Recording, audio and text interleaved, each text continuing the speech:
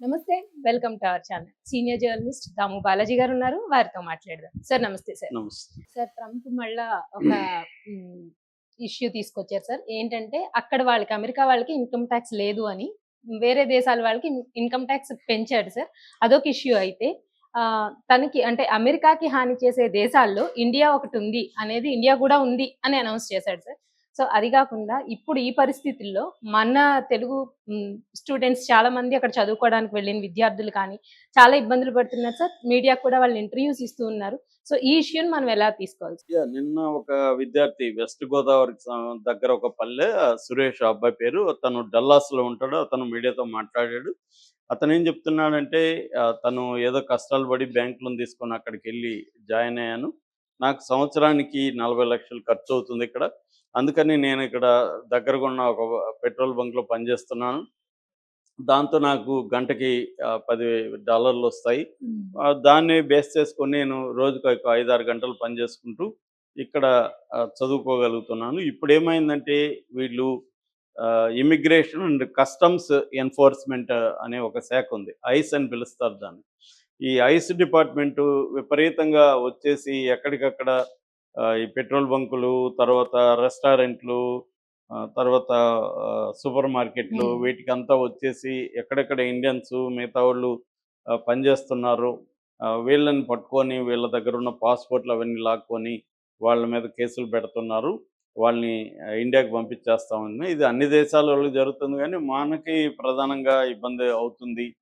So, ఇప్పుడు నేను అందుకని ఇది జరుగుతుండేసరికి ఇంకా ఉద్యోగం మానేసుకున్నాను. ఇప్పుడు నాకు ఇక్కడ నేను ఎలా బతకాలి? ఎలా చదువు కంటిన్యూ చేయాలి? నాకేమీ అర్థం కావట్లేదు. మా యూనివర్సిటీలో నాకేమీ పార్ట్ టైమ్ జాబ్ కూడా లేదు. కొంతమందికి మాత్రం వారానికి 20 గంటలు మాత్రమే ఇస్తారు. అది కూడా డబ్బులు సరిపోదు. తక్కువిస్తారు. అందరికి కూడా అది రావు. సో, నాలాగా చాలామంది వేలాది మందున్నారు. తెలుగు వాళ్ళు కూడా చాలా ఇక్కడ నరకం అనుభవిస్తున్నాం మేము. మేము ఈ ఈ పరిస్థితిని ఊహించుకోలేదు అని అంటున్నారు. ఎందుకంటే ఇది ఎప్పటినుంచో నడుస్తుంది కాబట్టి అవును. స్టూడెంట్లు ఏం చేస్తున్నారు, మనం ఏదో అప్పో చేసి వెళ్ళిపోవడం.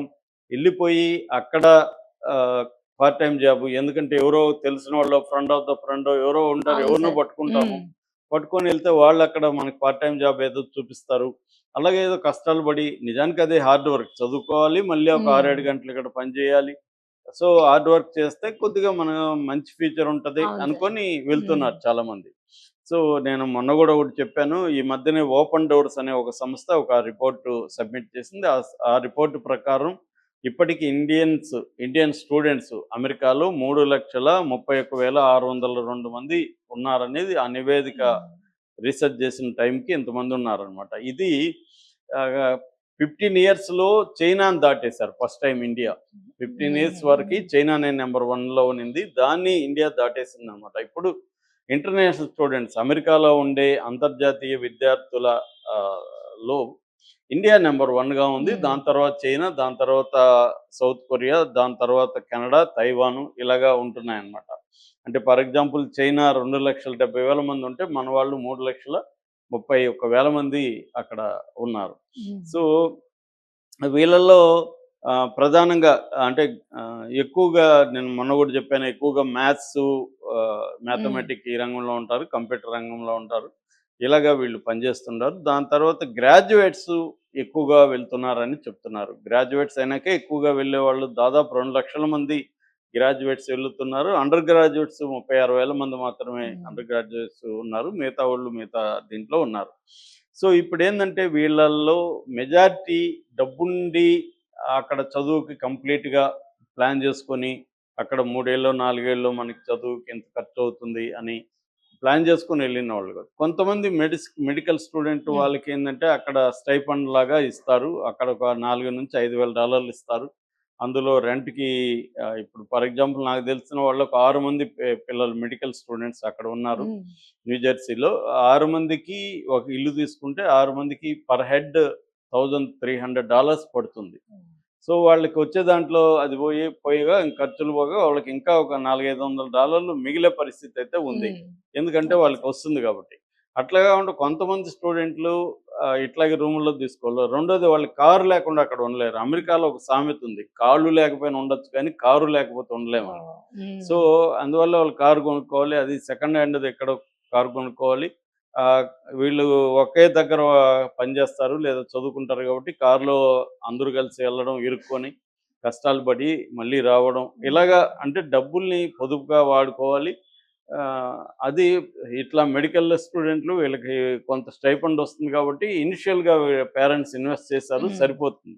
ఒక 5, 6 ఓకే లక్షలు, సార్. 10 లక్షల వరకు వీళ్ళు ఇన్వెస్ట్ చేస్తే మిగతా డబ్బులు అక్కడ వాళ్ళకి సరిపోతుంది. కానీ అది లేని మామూలు అనేక యూనివర్సిటీలో ఇవేమి ఉండవు. వాళ్ళకేమి యూనివర్సిటీ వాళ్ళు స్కాలర్‌షిప్‌లు గాని ఏమి ఇవ్వరు. ఇంకా వాళ్ళే డబ్బులు లాగుతారు. సో, లాగినప్పుడు ఫీజులు అవన్నీ ఎక్కువే ఉంటాయి. అక్కడ కాస్ట్ కూడా ఎక్కువే ఉంటది. సో, దాన్ని భరించే పరిస్థితి ఇవాళ లేదు. అట్లాగే ఇప్పుడు 18,000 ఇండియన్స్‌ని కూడా వీళ్ళు ఇల్లీగల్ ఇమ్మిగ్రెంట్స్. ఇప్పుడు చాలామంది ఏందంటే ఇల్లీగల్ ఇమ్మిగ్రెంట్స్‌ని తరిమేయడం కరెక్టే గదా! అని ఆర్గ్యూ చేస్తారు. అవును సార్. లాజికల్‌గా కరెక్టే ఉండొచ్చు. లాజికల్‌గా కరెక్ట్ అయిందంతా గూడా ఆహ్, ప్రాక్టికల్. ప్రాక్టికల్‌గా ఇది ఇప్పుడు మన అవును సార్. దేశంలో గూడా లక్షలాది మంది ఉంటారు. ఇల్లీగల్‌గా వచ్చున్నారు. హ్మ్. వాళ్ళందరిని ఒకేసారి పంపిస్తే గందరగోళం అవుతుంది. అవును సార్. ఇప్పుడు అందుకనే అమెరికా గూడా ఫేస్ చేస్తుందది. అమెరికా ఇప్పుడు మెక్సికోకి కొన్ని లక్షల మందిని మేము హ్మ్. పంపిస్తామంటే మెక్సికో ఒప్పట్ల. అసలు మా వాళ్ళ కాదనేది ఎలా చెప్తావు? హ్మ్. మా దేశం గుండా వస్తే మా వాళ్ళని నువ్వెలా చెప్తావు? మేము అలో చేయమని వాళ్ళంటున్నారు. అవును సార్. సో, ఇప్పుడేందంటే వీళ్ళు అదేదో చెప్తారు గదా! ఉట్టికి స్వర్గానికి మిగిలిపోయారు మధ్యలో అని. హ్మ్. హ్మ్. అలాగే ఇప్పుడు అమెరికాలోనూ ఉండలేరు వాళ్ళు. తాము వచ్చిన దేశము యాక్సెప్ట్ చేయదు. హ్మ్. వాళ్ళు ఏం జేయాలి? వాళ్ళకి ఉద్యోగాలు ఉండవాడింకా. ఉద్యోగం ఇవ్వడానికి గవర్నమెంట్ ఒప్పుకోవట్లేదు. ఇలాగ ఇప్పుడు దాదాపు 1,13,00,000 మందిని వాళ్ళు ఐడెంటిఫై చేశారు. ఇంకా గూడా ఐడెంటిఫై చేయని వాళ్ళుంటారు. ఇప్పుడు ఫర్ ఎగ్జాంపుల్ మన దేశం నుంచి వెళ్ళిన వాళ్ళు మొత్తం 54,00,000 మందో ఎంతో ఉంటారక్కడ. అందులో 2,20,000 మంది వరకి ఇల్లీగల్ ఇమ్మిగ్రెంట్స్ అంటున్నారు. వాళ్ళందరిని ఒక్కసారిగా ఎలా హ్మ్. జేస్తారు? సో, ఇది ఒక మేజర్ ప్రాబ్లమ్. రెండో ప్రాబ్లమ్ ఏందంటే, ఇండియా మీద అతనేదో కక్ష కట్టినట్టుగా నిన్ననే అవును రీసెంట్‌గా సార్. మాట్లాడాడు. అదేందంటే, అమెరికాకి హాని చేసే దేశాల్ని నేను విడిచిపెట్టను అని చైనా, బ్రెజిల్, ఇండియా అని 3 పేర్లు చెప్పాడు. హ్మ్. అంటే ఇండియా ఏమి హాని చేస్తుందంటే, ఇండియా వచ్చి అమెరికా గూడ్స్ ఇండియాకి ఇంపోర్ట్ చేసుకున్నప్పుడు వాటి మీద టారిఫ్స్ అనేవి ఎక్కువ పెడుతుంది. టారిఫ్ కింగ్ అని గూడా అన్నాడు ఇండియా. ఒక పక్క హ్మ్. స్నేహంగానే ఉంటున్నారు. రెండో పక్క ఇండియాని గూడా తను సీరియస్‌గానే అమెరికాకి హాని చేసే దేశాల లిస్ట్‌లో టాప్ 3లో ఇండియాని గూడా తీసుకొచ్చాడు. మామూలుగా చైనా అంటే చైనాకి వాళ్ళకి మధ్య ఎప్పటినుంచో గొడవలున్నాయి. హ్మ్. నిజానికి ఇండియా మోడీ ప్రభుత్వం చాలా ఫ్రెండ్లీగా ఉంటుంది అమెరికా దీంతో. అవును. మన ఎక్స్‌పోర్ట్‌లు గూడా నంబర్ 1 కంట్రీ అమెరికానే. మనం ఎక్కువ ఎక్స్‌పోర్ట్‌లు చేసేది అమెరికానే. హ్మ్. ఇప్పుడు అమెరికా గాని మన మీద అక్కడ టారిఫ్స్ ఏస్తే ఇబ్బందుంది. అందుకని పాలీలేటరల్ అని అంటారు. అంటే మల్టీలేటరల్ లాగా పాలీలేటరల్ అగ్రీమెంట్స్ చేసుకోవాలని నిన్న గూడా జయశంకర్ చెప్పాడు. అంటే ఇది మారడానికి షిఫ్ట్ అవ్వాల్సిన పరిస్థితయితే ఉంది ఇండియాకి. హ్మ్. అమెరికా మీదే డిపెండ్ అయ్యి ఎక్కడెక్కడ మనం అవుతున్నామో దాన్నంతా షిఫ్ట్ చేసుకోవాలి. నిజానికి అమెరికా మనం మొత్తం వలసల్లో అమెరికా వలసలనేవి తక్కువే. గల్ఫ్‌తో పోలిస్తే. గల్ఫ్ కంట్రీస్‌కే మనోళ్ళు ఎక్కువ వెళ్తారు. హ్మ్. కాబట్టి ఇప్పుడు అమెరికాకు వెళ్తున్న వాళ్ళు కూడా మిగతా దేశాలకెళ్ళాలి. కాకపోతే మిగతా దేశాల్లో ఎక్కడ యూరప్‌కెళ్ళాలి. యూరప్‌లో చాలా దేశాల్లో క్రైసిస్ ఉంది. నిన్ననే స్పెయిన్ 2 ఏళ్ళో, 3 ఏళ్ల పాటు టూరిస్టులను కూడా బ్యాన్ చేసింది. వాళ్ళు చాలా దేశాల్లో టూరిస్టులు రావద్దని చెప్తున్నారు. ఓహ్! టూరిస్టుల పేర్లతో అక్కడ పోయి ఆల్రెడీ అక్కడ ఎకనామిక్ ఇబ్బందులుంటే వీళ్ళెళ్లి మళ్ళీ ఇదవుతుంది. అంటే ఈ హ్మ్. Syria, middle east crisis, Russia, Ukraine హ్మ్. దీనివల్ల యూరప్ మీదకి జనం ఎక్కువ పడుతున్నారు. హ్మ్. సో, ఇలాగ రకరకాల దేశాలన్నీ ఇబ్బందుల్లో ఉన్నాయి. అందువల్ల మనకు జరగాల్సిందంటే మన డొమెస్టిక్ మార్కెట్‌ని డెవలప్ చేసుకోవాలి. డొమెస్టిక్ జాబ్ మార్కెట్‌ని పెంచుకోవాలి. ఇక్కడ మంచి యూనివర్సిటీల హ్మ్. పెంచాలి. ఇటువంటివి చర్యలు మోడీ ప్రభుత్వం ఆల్రెడీ చేస్తుంది. దాన్ని ఇంకొంత యాక్షన్. వేగవంతం చేయాల్సిన హ్మ్. అవసరం ఉంది.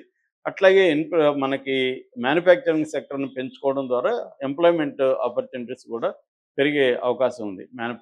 ఎందుకంటే సర్వీస్ సెక్టర్ మనకు బానే ఉంది గానీ, మ్యానుఫ్యాక్చరింగ్ సెక్టర్ హ్మ్. పెరగాల్సి ఉంది. అయితే మనకు గూడా ఇండియాలో ఎకనామీ కొంత ఇబ్బందుల్లో ఉంది. 5.4% మాత్రమే జీడీపీ వచ్చింది గ్రోత్.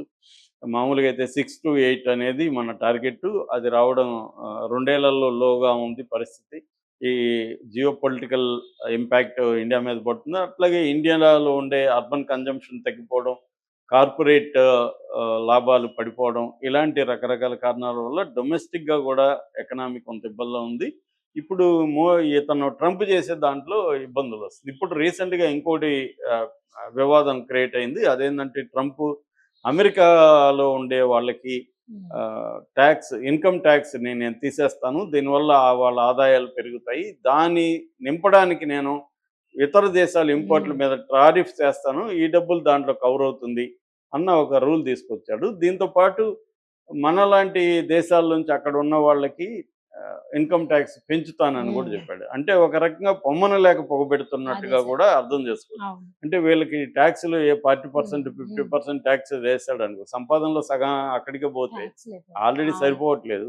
దీంతో అక్కడ ఉండి బాధలు పడి బంధువులకి అందరికి దూరంగా ఆడెందుకు ఉండాలి? అదేదో ఇండియాలోనే వచ్చి సంపాదించుకోవచ్చు కదా! అన్న ఒక ఇది వచ్చింది. కానీ ఇండియాలో ఏమో అంతమందికి సరిపోయే విధంగా జాబ్ మార్కెట్ లేదు. అవును సార్. సో, ఇలాంటి సమస్యలున్నాయి. ఇదంతా ఒక కొలిక్కి రావడానికి కొంత టైం టైం. పడుతుంది. అంటే హ్మ్. ఇతను ఈ పిచ్చి పిచ్చి చేష్టలంతా చేస్తున్నాడు. కోర్టులు ఆల్రెడీ చాలా ఆర్డర్స్‌ని ఆపేశాయి అమెరికా కోర్టులు.